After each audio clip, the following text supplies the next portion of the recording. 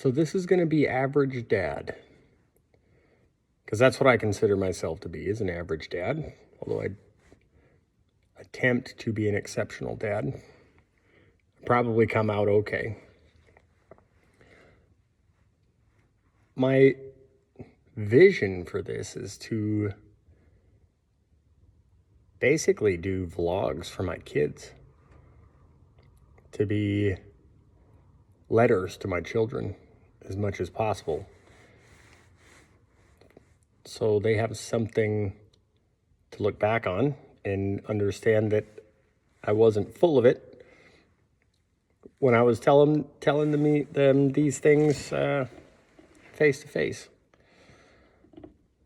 So right now it is Thanksgiving Day, and I have the turkey on, and I'm out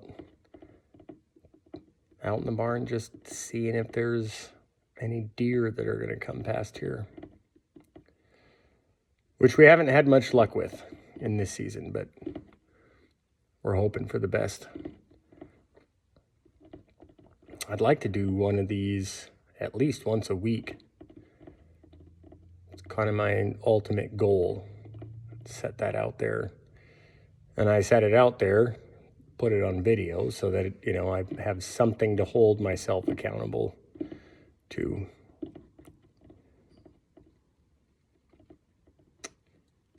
I want to impart to my kids just some life lessons and some wisdom, although I'm still on the journey to find wisdom myself. I'm constantly self-reflecting, and probably too much, really, at the expense of spending time with my kids as much as I probably should. There's so much going on in the world today, and they're going to grow up in that world. They're going to encounter things that they don't have explanations for, and that I might not have explanations for, at least not good ones. Or maybe they're excellent ones. I guess we'll find out.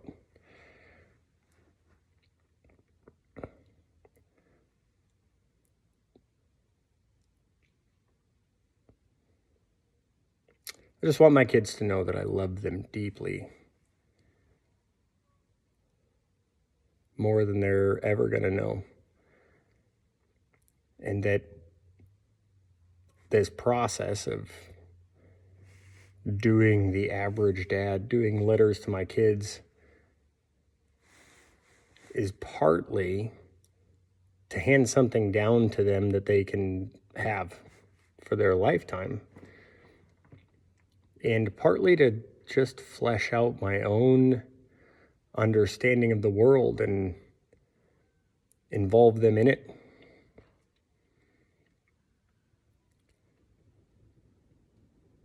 So they can see their father actually work through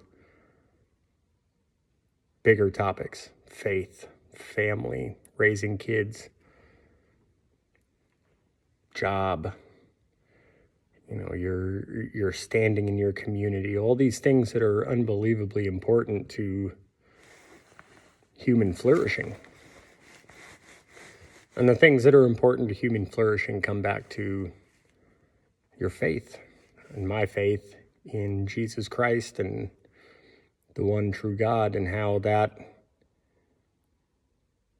affects and impacts everything you do. So I've been kicking around this idea for about a year and a half. I've been thinking about it and kind of putting it off,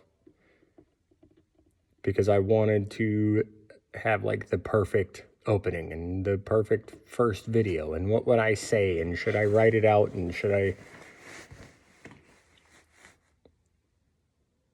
spend more time working on it than actually doing it? And that's what it all came down to. It's time to start. It's time to start now. And it could be horrible. But I'll never know if it's horrible if I don't just do it. So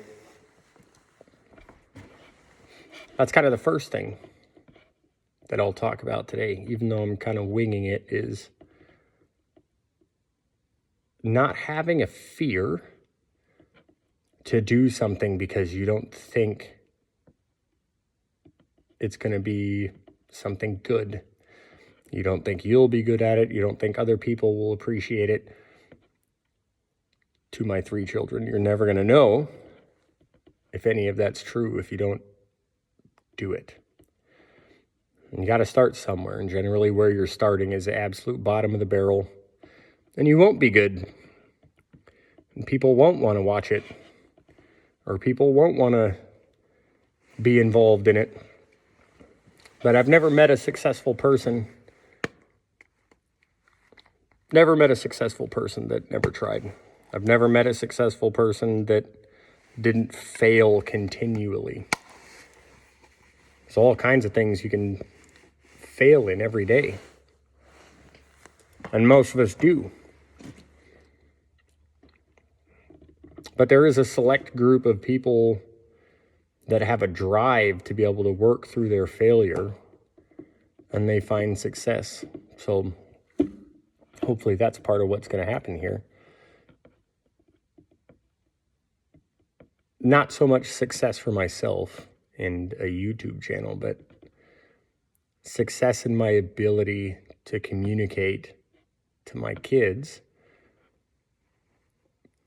the things that would benefit them most in life, and they probably still won't listen, which most kids don't. I was shocked at how smart my dad got when I turned about 25. And it took me a while to realize that my dad didn't change and the things he was saying didn't change, that I had changed, that I had kind of come to an understanding of like, oh yeah, I guess he's pretty dang smart. He was smart the whole time. I just didn't listen to him. You kids are going to have an opportunity, and you have an opportunity, and you are surrounded by and blessed by unbelievably intelligent people that have really positive, God-fearing advice for you on things that will make your life better. Not easier. Easier is almost never better. Every struggle that you go through will build internal strength in you, and it'll also bring you closer to God. And the closer you are to God, and the stronger you become in that, and the stronger you become mentally to be able to deal with difficult situations, will be one of the largest determiners of whether you are successful or not. And I don't mean success in a financial sense. I don't think that being successful financially is the end all be all. Being successful is having a community around you that approves of you, that knows that they can rely on you, that benefits from you being there. Success isn't measured in dollars. It's measured in the number of people whose lives you touch in a positive way and who show up to your funeral. That's a measure of success. And it's a measure of success to your children, because you won't be there. You're dead. But being surrounded by people at the funeral of a loved one who come up and say, your loved one really touched me positively in this way. They made an incredibly positive impact on my life, or just a positive impact on my life. Those are the things that you should be building your life on. You should build it on the principles that are true. You should build your life on the principles of Christ and the church, and of being a benefit to your neighbor, of being a benefit to your family, which your dad has failed at a ton. Still working through it. I want you guys to know that you'll never be perfect. I am never going to be perfect. But I have a desire to try. And I have a desire to be okay with failing and then getting back up and trying again. Because by the end of my life,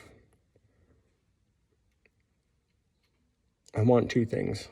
I want to hear God the Father say, "Well done, my good and faithful servant." And I want people to console you at my funeral and be able to say, he was a good man. He was a good man and he benefited me in a positive way. And I am better for having known him. Because I've had that experience many times. I am better for having known certain people. And I thank God for them on a regular basis.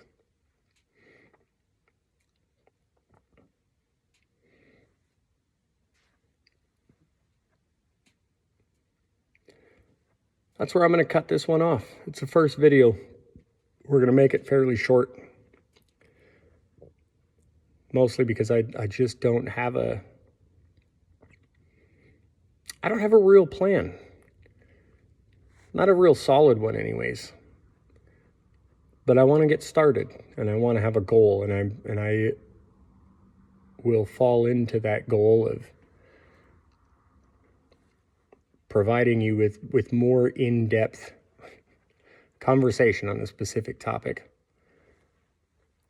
But just understand that sometimes you just have to start. Starting's the hardest part. Everything after that will fall in line if you're committed to it. But if you never start, it's kind of pointless, isn't it? If you never start, there's no ending. And you never know what that ending's going to be. So I love you guys. I hope you enjoy these someday. And we'll talk again soon.